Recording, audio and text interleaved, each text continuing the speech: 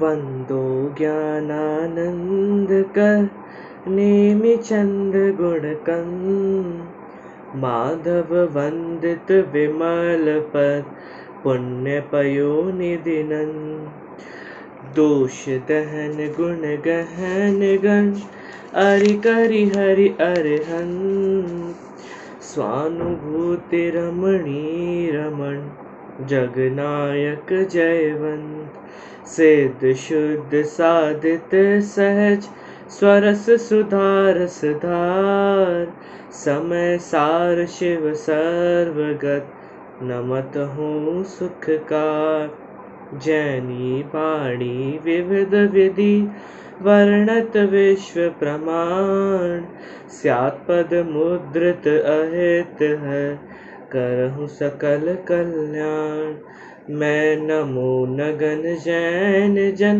ज्ञान ध्यान धन लीन मैन मान बिन दान धन ऐन हीन तन छीन एह विधि मंगल करण ते सब विधि मंगल होत उदंगल दूर सब तम ज्यो भानु द्यो। गुणस्थान विवेचन की हमारी कक्षा चल रही थी और अभी तक हमने इसमें से 33 नंबर प्रश्न से लेकर 44 नंबर तक के प्रश्न तक पाठ पढ़ लिया था। ठीक है, और उसके पश्चात आज 45 नंबर के प्रश्न से हमको चर्चा आगे बढ़ानी है। प्रश्न है अप्रत्याख्यानावरण कषाय कर्म किसे कहते हैं? उत्तर अप्रत्याख्यान प्लस आवरण बराबर अप्रत्याख्यानावरण। अप्रत्याख्यान प्लस आवरण बराबर अप्रत्याख्यानावरण। अप्रत्याख्यान क्या होता है, इस बात को हमेशा याद में रखना चाहिए। हम बहुत कंफ्यूजन करते हैं। पहले भी जब क्लास ले रहा था तो एक बार बताया था अप्रत्याख्यानावरण क्या होता है। तो कहा अ अर्थात किंचित, ईशत और प्रत्याख्यान अर्थात त्याग, व्रत। ठीक है, तो अप्रत्याख्यानावरण मतलब जो किंचित त्याग और व्रत पर आवरण डाले, अप्रत्याख्यान आवरण। अप अर्थात किंचित, प्रत्याख्यान मतलब त्याग और उस पर आवरण डाले, उसको अप्रत्याख्यानावरण कषाय कहते हैं। मतलब जो अणुव्रत किंचित त्याग है उसके ऊपर आवरण डाले अर्थात वो ना होने दे, ऐसी कषाय होना वो क्या होता है? अप्रत्याख्यानावरण कषाय कर्म कहलाता है। अब समझ में आ गया?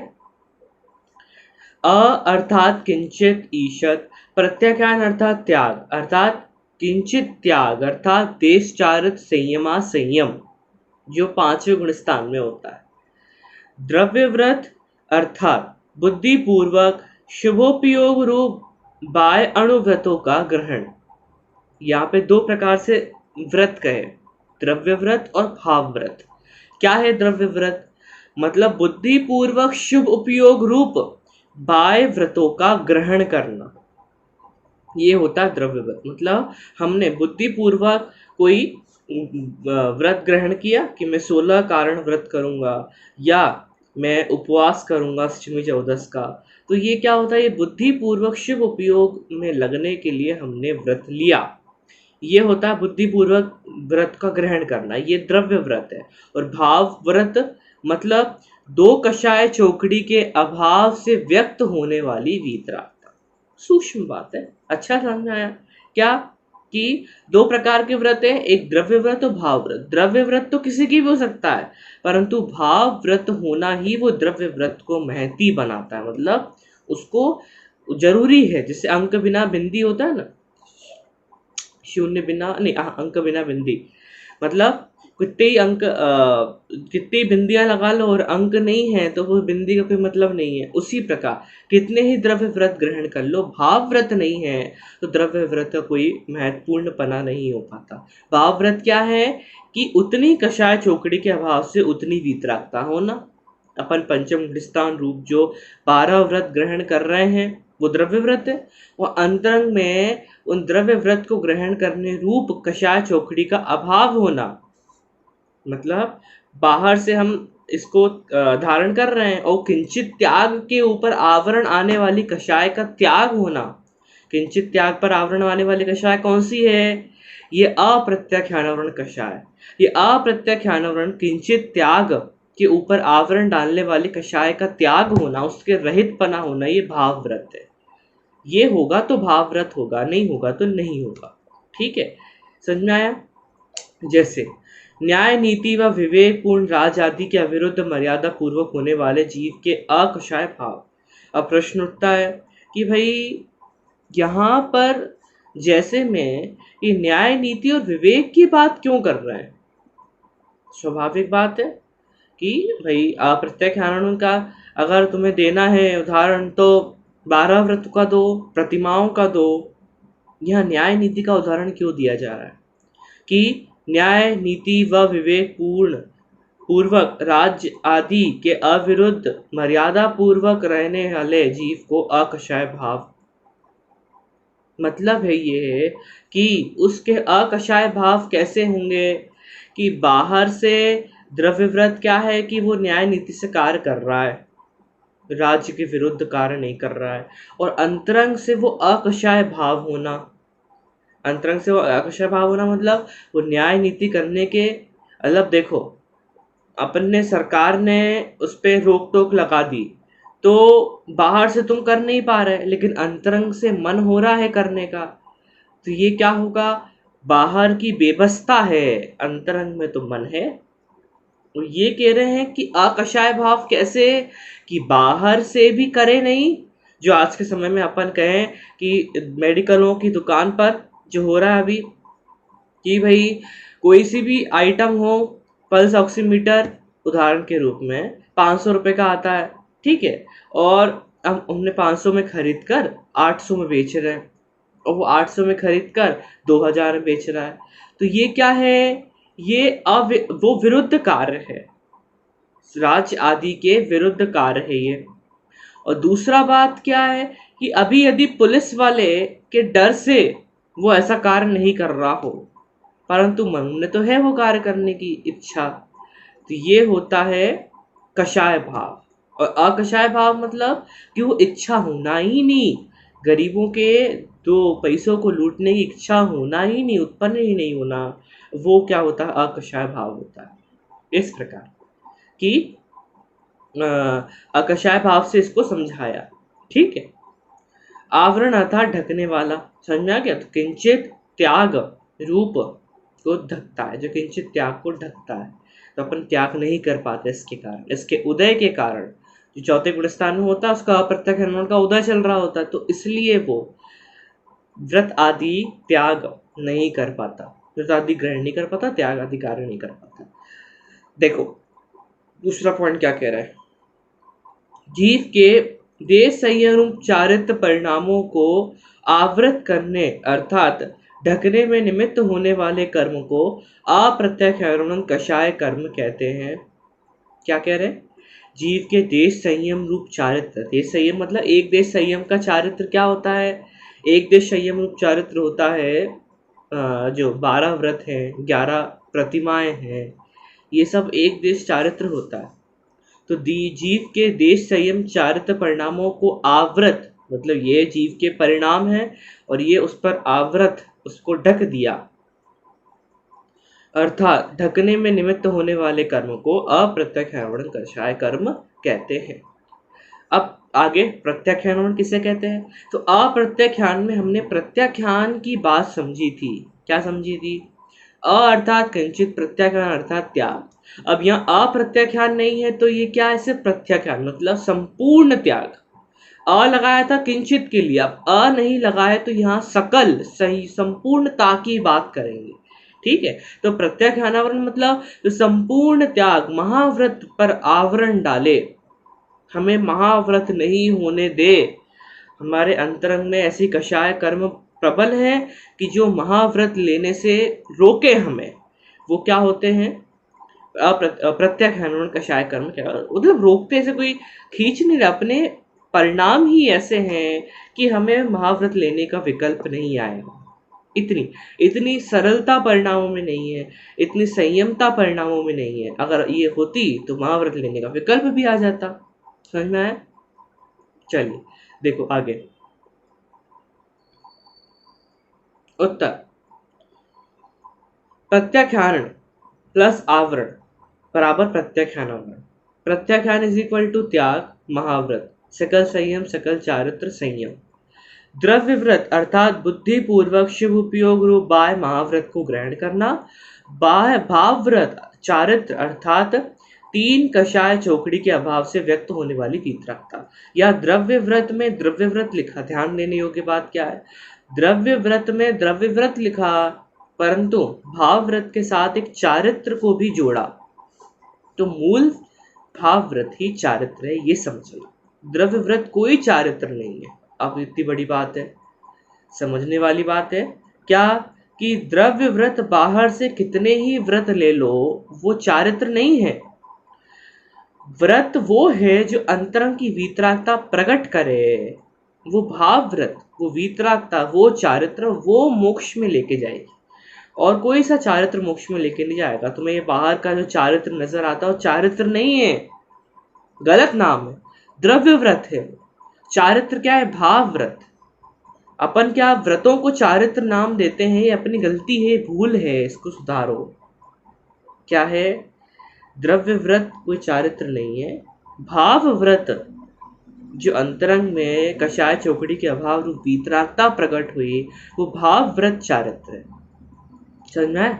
चल, जीव के सकल संयम रूप चारित्र, सकल संयम रूप चारित्र लिखा।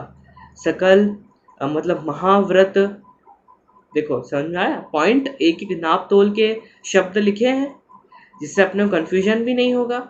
यहाँ अपन सोचे महाव्रत की बात सोचे तो महाव्रत क्या लिखा है, जीव के महाव्रत रूप चारित्र परिणामों को, महाव्रत चारित्र परिणाम नहीं है, ये बाहर का चारित्र है, द्रव्य व्रत है, इसको अंगीकार करना जरूरी है।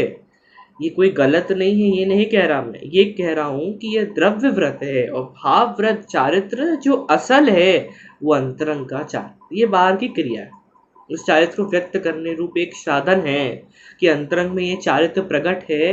वो कैसे पता चलेगा, बाहर के द्रव्य व्रतों को देख करके। समझ में आया? तो जीव के सकल संयम रूप चारित्र, संयम क्या है, इच्छाओं का निरोध होना, पापों का निरोध होना, ये संयम है। और सकल संयम क्या है, कि सर्व इच्छाओं का निरोध, सर्व परिग्रह का निरोध हो जाना, वो चारित्र है। ठीक है, तो जीव के सकल संयम रूप चारित्र परिणामों को आवृत करने में अर्थात ढकने में निमित्त होने वाले कषाय कर्म को प्रत्याख्यान कषाय कर्म कहते हैं। चलिए आगे बढ़े। तो अब अपन ने दो परिभाषाएं पढ़ ली, अप्रत्याख्यान और प्रत्याख्यान। अप्रत्याख्यान क्या है, ये अपन ने पढ़ लिया कि किंचित त्याग पर आवरण डालने वाला अप्रत्याख्यान। प्रत्याख्यान क्या है, कि संपूर्ण त्याग पर आवरण डालने वाला, ये प्रत्याख्यान है। अब संज्वलन कषाय, समज्वलन, साथ साथ, सम अर्थात साथ साथ अच्छी रीति से, ज्वलन अर्थात प्रकाशित करे, समज्वलन। याद रखना ये जो कषाय है, चारों प्रकार की कषायों का यदि आपने विच्छित्ति, इसको कहते हैं शब्द विच्छित्ति, मतलब विच्छेद करके उसका अर्थ समझना। तो ये शब्द विच्छित्ति से यदि आपने इन कषाय कर्मों का स्वरूप समझ लिया, परिभाषा जान ली, तो आगे कोई भी परिभाषा कठिन नहीं पड़ेगी, इसमें कोई डेफिनेशन में कोई मुश्किल नहीं आएगी आपको। ठीक है, कठिनाई नहीं आएगी। देखो, समज्वलन, सम प्लस ज्वलन बराबर समज्वलन। सम अर्थात अच्छी रीति से, ज्वलन अर्थात प्रकाशित, जलना नहीं, हमें लगता है जलना, जलना नहीं, समज्वलन अर्थात अच्छी रीति से प्रकाशित होना। देखो, जीव के सकल संयम परिणामों के साथ जो अच्छी तरह से प्रकाशित होती है, होती रहती है और रह सकती है, मतलब सकल संयम के परिणामों के साथ जो अच्छी तरह से प्रकाशित हो सके। थोड़ा सा अलग अर्थ लेना, इसमें से थोड़ा सा अलग है। ठीक है, नष्ट होती है, जलती है। देखो, जो अभी अपन क्या कर, अभी अपन पढ़ रहे थे एक एक कषाय, अप्रत्यक्षानुवरण क्या था कि त्याग को आवृत करे, किंचित त्याग को आवृत करे। प्रत्यक्षानुवरण क्या है, संपूर्ण त्याग को आवृत करे। ये समज्वलन कहती है कि कोई आवृत नहीं कर रही, किसी को ढाक नहीं रही है और ये बाधा भी नहीं पहुंचा रही। ये क्या थे कि भाई अप्रत्यक्षानुवरण का उदय है तो बाधा क्या है कि वो देश संयम, देश चारित्र, देश संयम को ग्रहण करने में बाधा है। कौन सी? अप्रत्यक्षानुवरण। प्रत्यक्षानुवरण सकल संयम को ग्रहण करने में बाधा है, बाधा है। ठीक है। अब यहाँ पर समज्वलन जो है, समज्वलन है वो साथ साथ चलती है, साथ साथ प्रकाशित होती है। मतलब कि सकल संयम छठवें सातवें गुणस्थान के साथ साथ जो कषाय चले, जो कषाय कर्म सकल संयम पर कोई भी आंच ना आने दे, कोई बाधा उत्पन्न ना करे। संजुलन कषाय जो सकल संयम है, महाव्रत है, जो संयम रूप चारित्र है, उस चारित्र पर कोई भी बाधा उत्पन्न नहीं कराती कि इसके प्रकट होने पर कोई बाधा उत्पन्न होवे संपूर्ण सकल चारित्र में, ऐसा नहीं है। तो मतलब ये इसका उदय रहता है छठवें सातवें गुणस्थान में, तो भी वो सकल संयम अपने आप पलता रहता, उसमें कोई बाधा नहीं होती। ये तात्पर्य है संज्वलन नाम का। समझ में आया? देखो इससे पढ़ते हैं तो थोड़ा सा क्लियर होगा। इस रीति से देखो आप, क्या जीव के सकल संयम परिणामों के साथ जो अच्छी तरह से प्रकाशित हो सके, जो उसके साथ बह सके, उसके साथ रह सके, ठीक है, वो जो सकल संयम परिणामों के घात में निमित्त नहीं होती, सकल संयम रूप परिणाम के घात में जो निमित्त नहीं बनती, लेकिन सकल संयम के साथ रहती है, उसे संजुलन कषाय कहते हैं। मतलब जो सकल संयम के साथ रहते हुए उसके कोई परिणामों में घात में निमित्त नहीं बनती, उसको क्या कहते हैं? सकल, उसको कहते हैं संजुलन कषाय कर। समझ में? देखो, जीव के यथा क्या चारित्र परिणामों अर्थात पूर्ण वीतराग भाव के घात में निमित्त होने वाले कर्म को संजुलन कषाय कर्म कहते हैं। क्या समझ में आया? कि जीव के यथाख्यात चारित्र परिणाम, यथाख्यात चारित्र परिणाम कौन से हैं? पूर्ण वीतराग भाव के घात में निमित्त होने वाले कर्म को संजुलन कषाय कर्म कहते हैं। मतलब वो पूर्ण वीतरागता जो 11वें 12वें गुणस्थान में प्रकट होने वाली होती है ना, उस पूर्ण वीतरागता के घात में निमित्त है संजुलन। सकल संयम के घात में निमित्त नहीं है, यथाख्यात चारित्र के घात में निमित्त है। ठीक है, इसलिए तो वो संपूर्ण चारित्र प्रकट नहीं हो पाता। वो यथाख्यात चारित्र क्या है कि मोहनीय का संपूर्णतः अभाव हो जाना और अपने स्वरूप का प्रकट हो जाना, अनंत चारित्र प्रकट होना, वो यथाख्यात चारित्र होता है जो 11वें 12वें गुणस्थान आगे चलता है। 11वें में भी होता है उपशम में। ठीक है, तो वो क्या होता है? सकल चारित्र होता है। वो सकल चारित्र नहीं है, वो यथाख्यात चारित्र है। समझ लो, सकल चारित्र किसको कह दिया जाता है?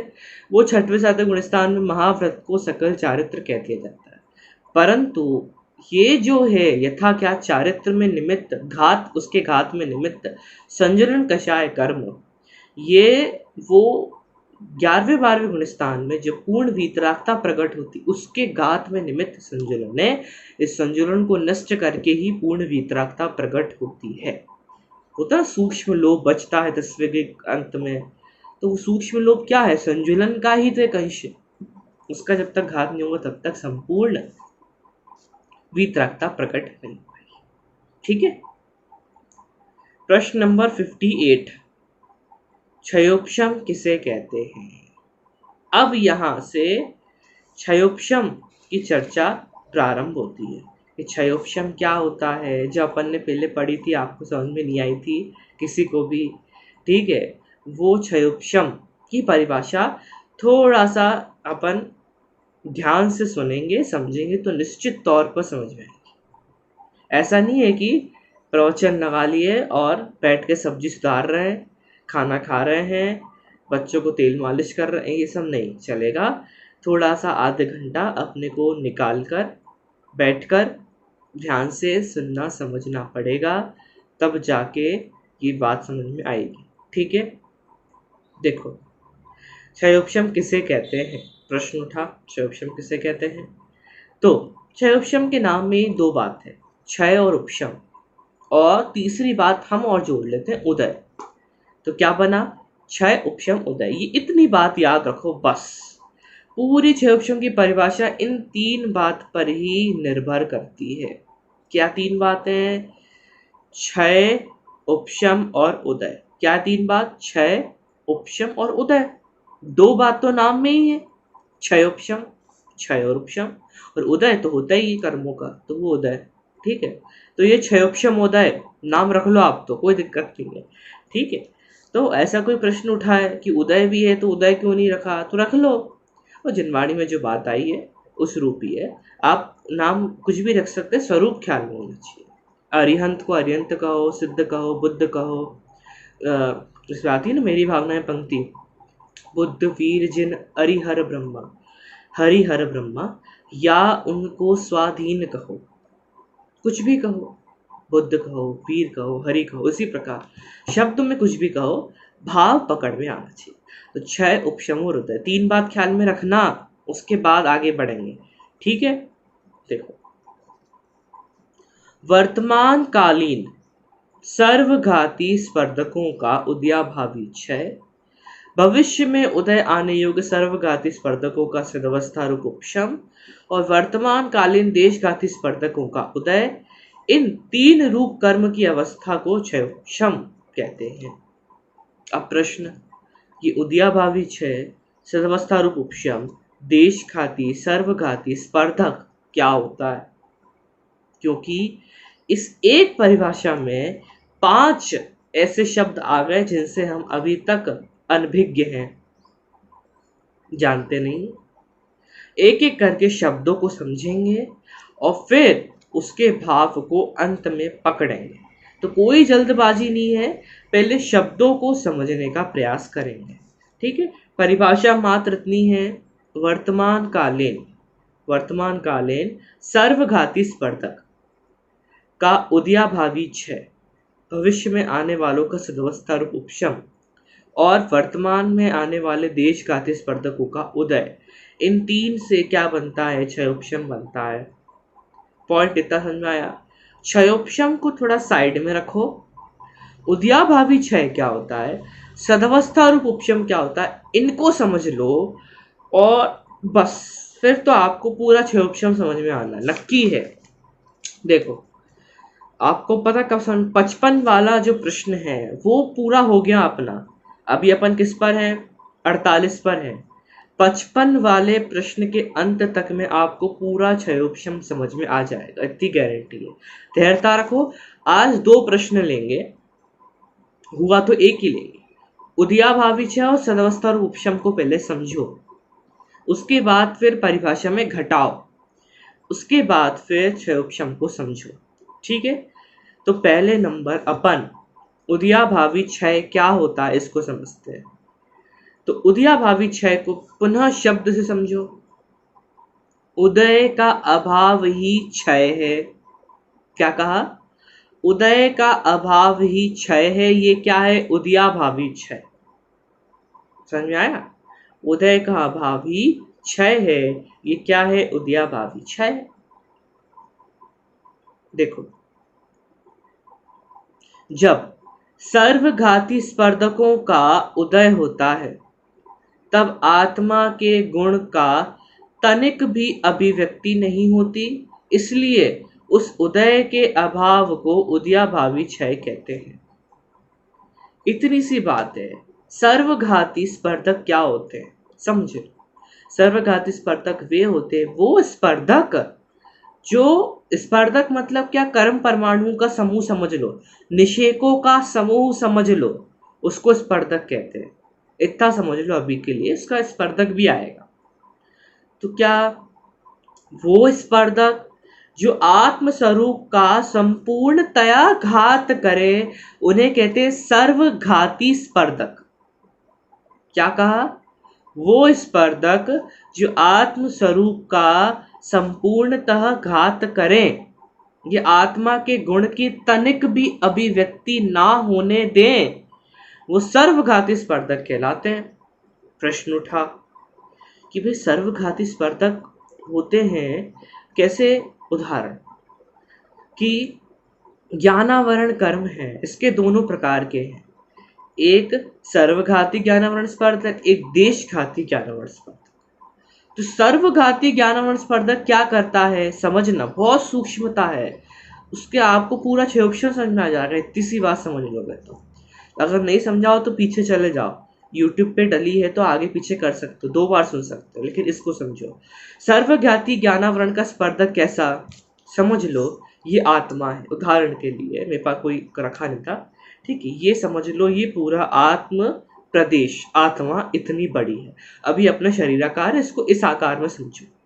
ये आत्मा है, ये आत्मा है द्रव्य, इसमें द्रव्य में अनंत गुण है, और ऐसा नहीं है कि एक गुण यहाँ, एक गुण यहाँ, एक गुण यहाँ, पूरे आत्मा में गुण व्याप्त है। इतना समझ में आया? सर्वघाती स्पर्धक क्या करते हैं कि पूरी आत्मा को ढक लेते हैं कि आत्मा दिखे ही नहीं, पूरी आत्मा को ऐसा ढक लिया कि आत्मा दिखे ही नहीं, ठीक है, ये सर्वघाती स्पर्धक, मतलब आत्मा के गुणों की तनिक भी अभिव्यक्ति ना होने दे, वो क्या होता है? सर्वघाती स्पर्धक। और देशघाती क्या होते हैं कि जो आधा, आधा मतलब इतना, इतना दिख रहा है, इतना दिख रहा है, इतना दिख रहा है, इतना दिख रहा है, वो कितना भी हो सकता है, इतना भी ढका हो सकता है, इतना भी ढका हो सकता है। तो वो देशघाती स्पर्धक क्या होते हैं कि किंचित घात करते हैं और किंचित घात नहीं करते, वो प्रकट रहते हैं गुण, ठीक है। तो अब समझना ज्ञानावरण के 2 प्रकार, सर्वघाती और देशघाती। अब सर्वघाती प्रकृतियों का यदि उदय आ गया, समझना ज्ञानावरण की सर्वघाती प्रकृतियों का यदि उदय आ गया तो क्या होगा कि आत्मा का ज्ञान ढक जाएगा, पूरी तरह से ढक जाएगा, वो दिखेगा ही नहीं, कहीं से नहीं दिखेगा। तो क्या होगा? जीव जड़ हो जाएगा, मतलब ज्ञान की तनिक भी अभिव्यक्ति नहीं होगी। इसलिए अनादिकाल से ज्ञानावरण के सर्वघाती स्पर्धक का उदय हुआ ही नहीं। ये होता है उदयाभावी क्षय, मतलब कि ज्ञानावरण के जो सर्वघाती स्पर्धक थे उनका उदय हो ही नहीं सकता, यदि हुआ तो जीव जड़ हो जाएगा। इसलिए समझना, अब क्या सर्वघाती प्रकृतियों का यदि उदय होता है तो आत्मा के गुण की तनिक भी अभिव्यक्ति नहीं होती, इसलिए उस उदय के अभाव को उदयाभावी क्षय कहते हैं। उदय का अभाव बराबर क्षय, कि वो सर्वघाती स्पर्धक जो ज्ञानावरण के सर्वघाती स्पर्धक थे, आज भी हैं, उनका उदय नहीं हो सकता, उनके उदय का अभाव है, इसको कहते हैं उदयाभावी क्षय। इतनी सी बात है, बस समझ आया? देखो 2 पॉइंट और है, पूरा समझ आ जाएगा, समय भी हो गया, ठीक है। आत्मगुण, आत्मगुणों अर्थात पर्यायों की किंचित भी अभिव्यक्ति ना होने में निमित्त होने वाले सर्वघाती स्पर्धक के उदय के अभाव को उदयाभावी क्षय कहते, वही बात है। अब आखिरी इंपॉर्टेंट बात क्या है, इसकी लास्ट वाला पॉइंट क्या है, देखो सर्वघाती स्पर्धक अनंत गुणे हीन होकर अर्थात उदय के एक समय पूर्व देशघाती स्पर्धकों में परिणत होकर उदय में आते हैं। उन सर्वघाती स्पर्धकों का अनंत गुणहीनत्व ही क्षय कहलाता है, इसे ही स्तिबुक संक्रमण कहते हैं। वापर इतनी सारी बातें आ गई एक बार में, कोई कठिनाई नहीं, देखो समझो। क्या सर्वघाती स्पर्धक थे, उसका अभी अपन ने क्या समझा कि वो उदय में नहीं आते, उनके उदय का अभाव ही क्षय है, उदयाभावी क्षय, उदय का अभाव ही क्षय। तो पॉइंट उठा कि सर्वघाती प्रकृतियों का उदय का अभाव हुआ तो गई कहाँ वो प्रकृतियां?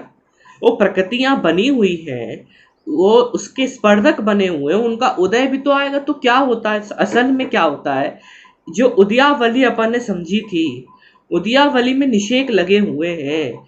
अभी जो इस समय में उदय में आना है, उसके एक समय पूर्व ही, जो अभी उदय में आ रहा है, उसके अभी ये उदय में आना है, इसके बाद वाले की बात हो रही है, कि जो एक समय बाद उदय में आने वाले स्पर्ध निषेक हैं उनकी बात हो रही है।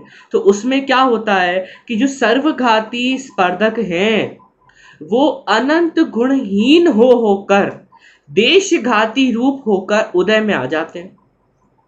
क्या समझ में आया?